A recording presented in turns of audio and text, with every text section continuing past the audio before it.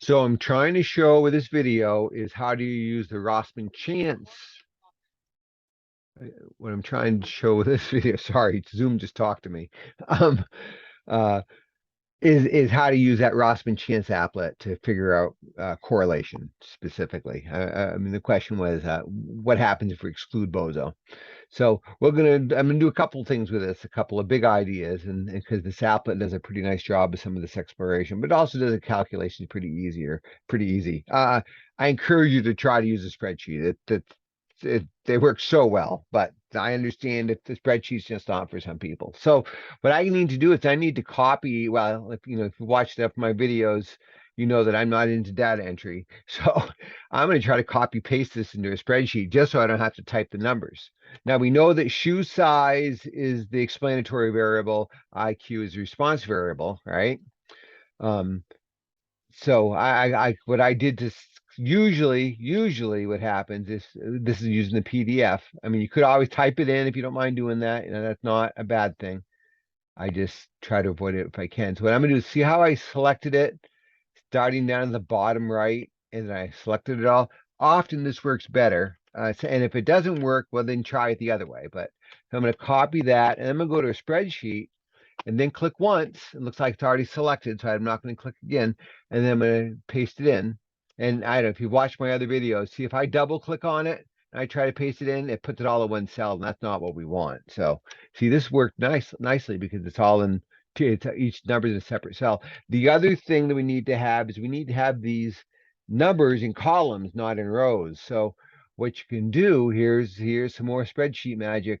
Select the cells, Control C or Command C if you're on a Mac. Click someplace else, and then what you can do, you can do Edit, Paste Special, Transpose, and what it does, it switches the rows into columns.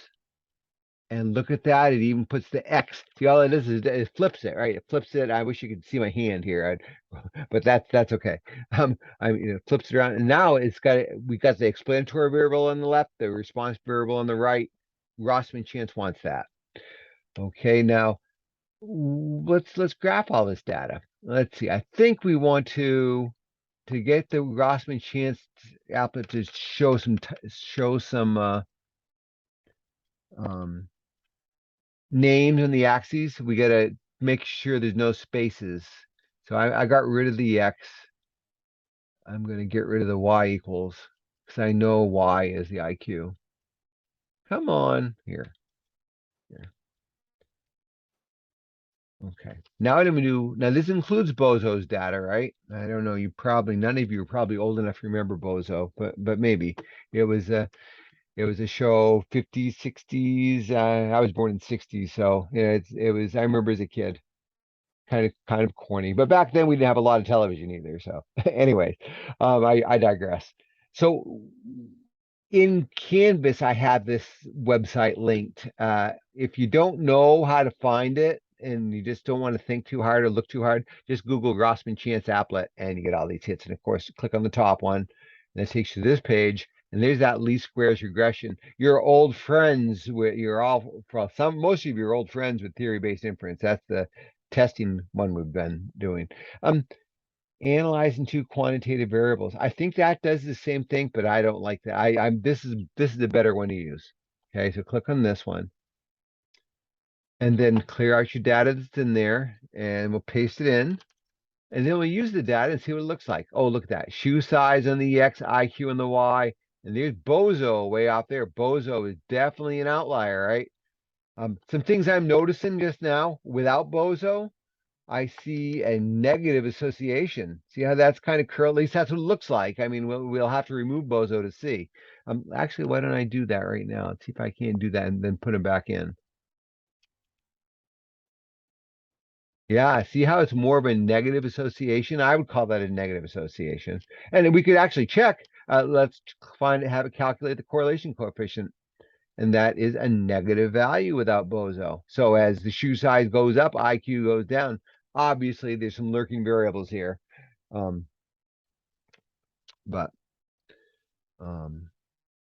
that's what. So if we put Bozo back in, Yeah, see, it's a positive association, a positive correlation. And in fact, looking at that correlation value, that's pretty significant. That's statistically significant. However, that bozo is definitely skewing the results, right? I mean, that's not, you can see how it's, and often outliers, yeah, well, actually, this is an outlier because it doesn't follow the trend and it's way off in the X and not following the trend on the Y. So definitely an outlier.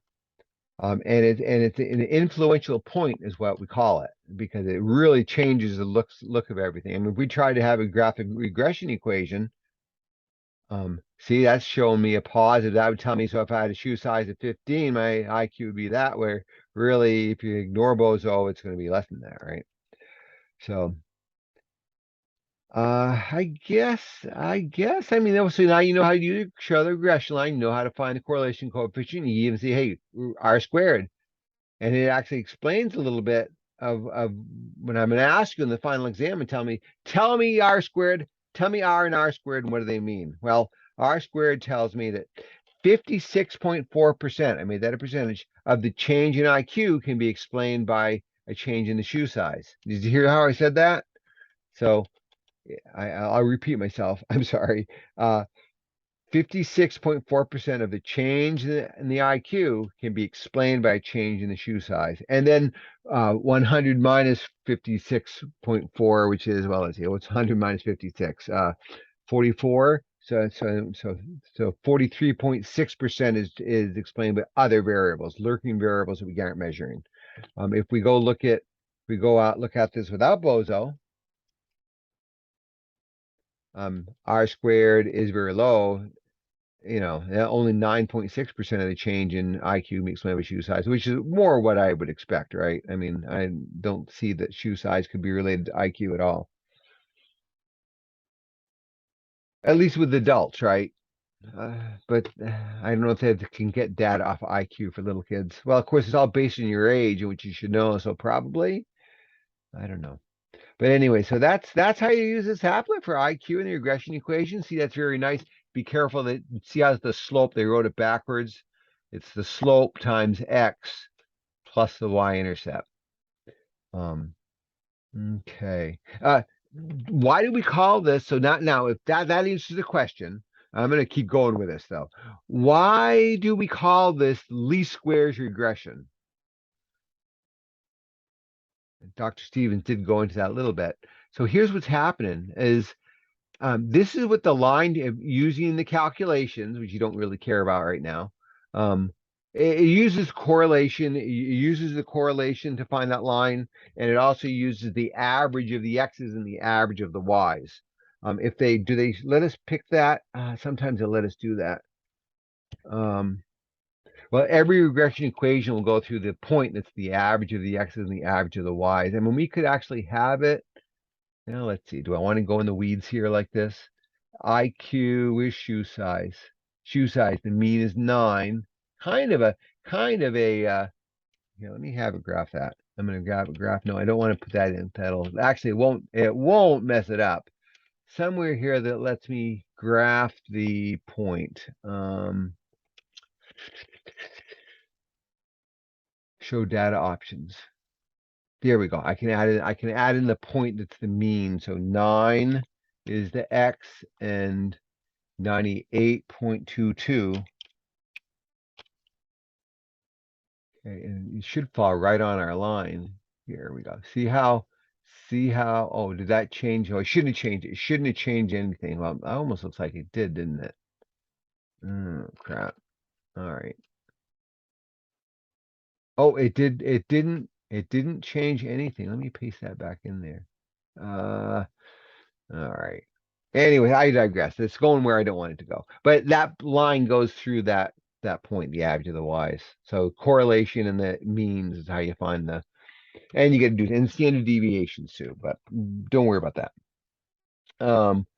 So anyway, so why is it called the least squares regression equation? So if I'm going to click show residuals, and a residual it's the actual value minus what the line predicts. In this case, the line is underestimating the actual value.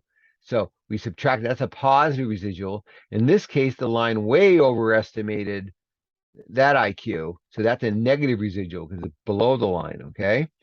So that's what a residual is. Now, if we square now, and that's great, but what does it do for us?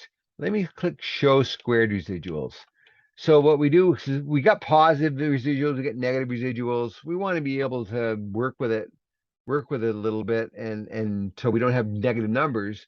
So if we square them, they turn positive, right? So, and they actually draw the squares. Now, if we find the area of each one of these squares and add them up, that's what the sum of squared errors are. Okay? That's what the is this SSE?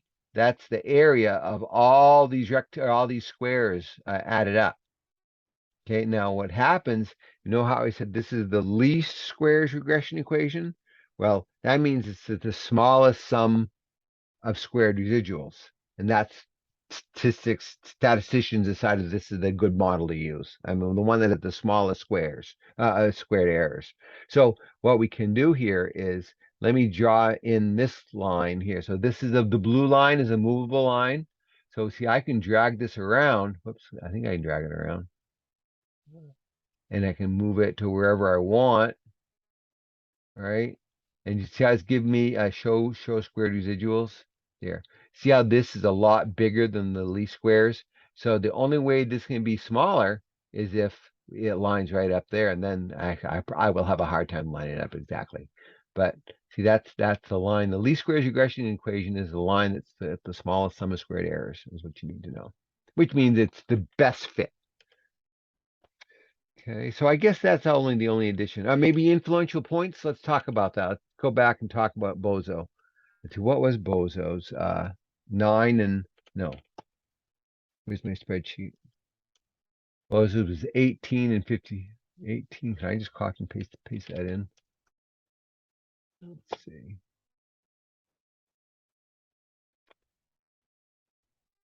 Something doesn't look right here. Oh, this is the original. Here. Here we go. Here's the shoe size IQ data. Okay. So this influential point here, let's get rid of all this extra stuff. I want you to see the residual line. I want to look at, I don't want to see that. I want a correlation. I just want to really look at correlation in the residual line. So if I can grab Bozo, see, that's the one nice thing about this applet. Usually you can drag those around. Maybe I can't. We used to be able to. Maybe it's because I got to add a point. Let's see if it'll let me add. I'll tell you, I'll get this figured out. I know there's a way to do it because I've done it before. Found it. You have to click Move Observations. So how influential points. So see that Bozo is a very influential point because it really changes the correlation. But what it can do is I can click and drag it and see how it changes it. I mean, I can drag, see I can change it. I can go way out here, make it be a negative. Of course, it was a negative, but it's interesting that I can see the old one, and that's a new feature. I can see the old regression line without the data being moved. That's cool. Here, let me use data again. Use data. Use data. Clear. Paste this in. Here we go. And then I want to move observations. So see if I move Bozo in closer to the rest of the data, see how it changes the data back to the negative association that we've been seeing with the with the with the when we move Bozo. Now the other thing we should look at is where's Bozo? Right there. Let's move him. Let's move that data down here. Do you see how that definitely strengthens the correlation, right? So see how it's far away from the rest of the data on the X. I'm going to shoe size at 50. Definitely an example of extrapolation, right? Because it's way away from the rest of the data, and it's not predictive of the. We can't use that old model to predict it. You with or without Bozo. Okay, but if we get close to it, get close to that, and we're kind of in the line. Come on. See, that doesn't, well, it increases it from what, 0.03 to zero point 0.4. I don't think it's statistically significant because of the t-table, right? Or not t-table, because of the correlation table. So, all right, I guess this video is long enough. Hopefully it helps. Hopefully I answered your question. Hopefully this helps.